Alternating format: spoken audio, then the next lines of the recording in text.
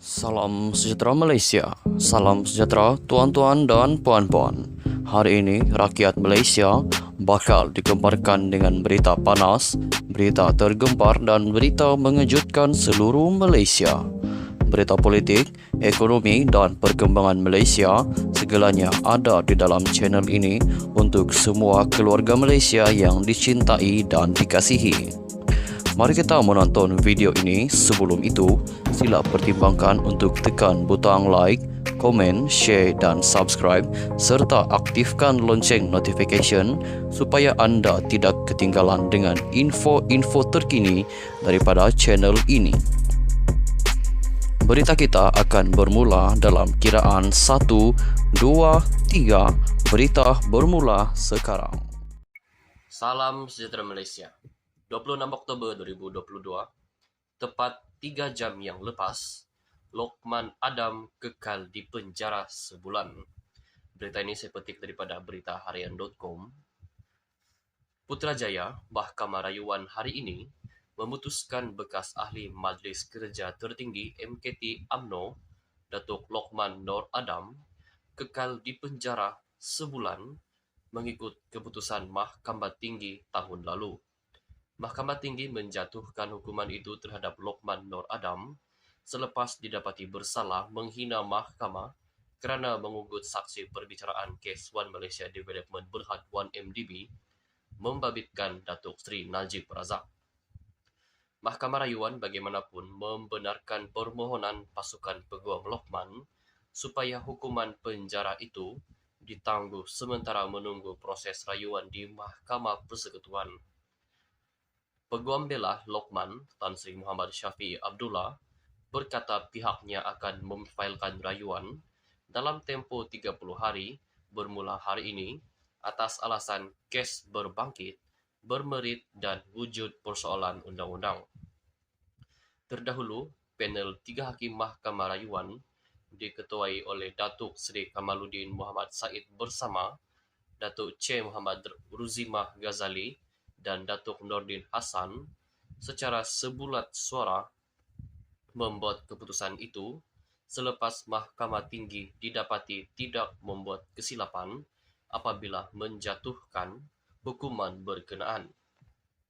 Cik Muhammad Ruzimah berkata, ia berikutan dapatan yang diperoleh melalui laporan polis dan kenyataan media dikeluarkan Lokman membabitkan perbicaraan berkenaan. Hasil penelitian terhadap laporan polis itu, ia boleh diklasifikasikan di bawah Seksyen 107 Kanun Tata Cara Jenayah. Cumanya, ayat pada akhir laporan itu yang memerlukan perhatian. Ayat itu berbunyi,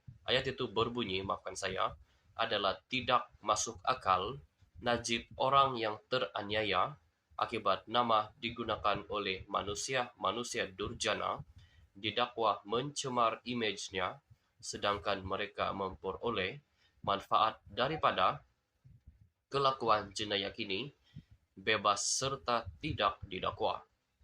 Bagi kami, perkataan manusia durjana dan memperoleh manfaat daripada kelakuan jenayah bebas serta tidak didakwa sudah tentu merujuk kepada Datuk Amhari Effendi Nazaruddin sebagai saksi yang juga bekas pegawai khas Najib.